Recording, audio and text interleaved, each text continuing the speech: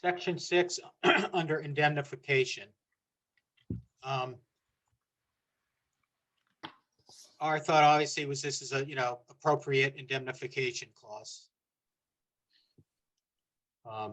Just from some of our back and forth, it appears, that all sides agree that indemnification is appropriate in our reading.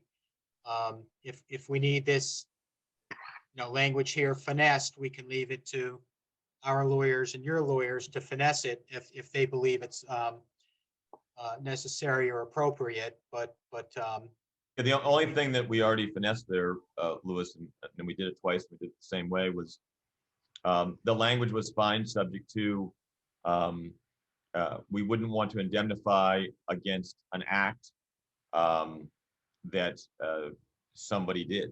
And so that's what was left out of the language. The language was a very kind of one-sided, we're indemnifying, and it doesn't say that you guys, didn't do something or cause something. So again, if the lawyers put in some standard language, we're both okay with it, but there's a second piece that needs to be added. And I think the piece that was added, according to Maryland law, that made no sense to any of our attorneys or to us.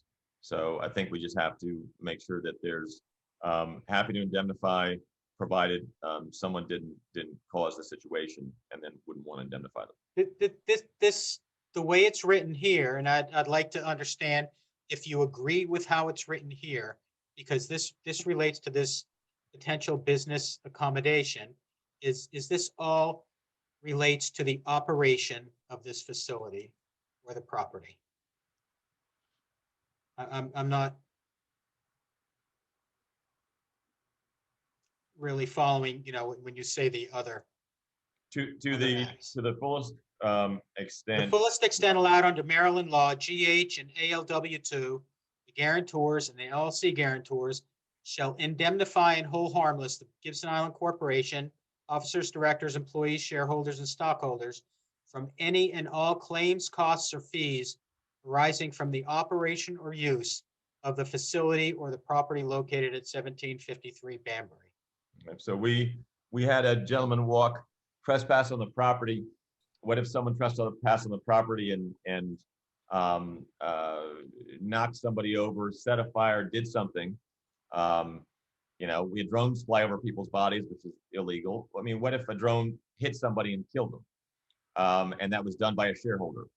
This indemnification language indemnifies them when they actually did the act.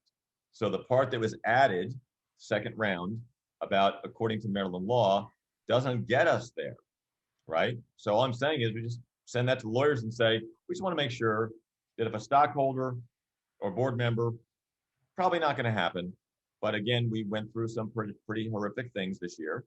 And hey, if this stuff happens, that person is not indemnified. Tell you what, we're going to leave this language, number 6, if we can leave it to your lawyers and our lawyers to finesse it,